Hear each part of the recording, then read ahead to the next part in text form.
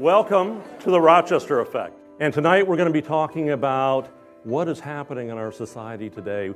We're at this very moment looking at a rate of technological development that's unprecedented, really, in human history. I think the technologies we're creating and the rising levels of expertise that go with them, they go hand in hand. And so we're creating an incredibly complex world.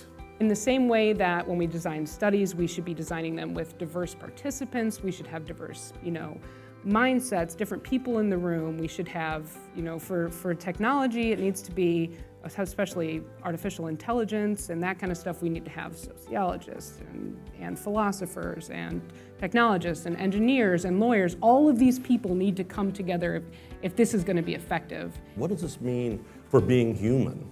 I mean, in terms of accessibility, let's say if I have Parkinson, then I cannot use my smartphone, the touch. That if I can use a glass and be able to talk to it, to communicate with the phone, I think that would be a good use of that too.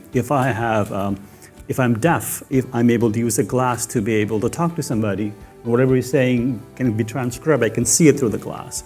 So there's other implications of the research too that can give opportunity to individuals who are special abled.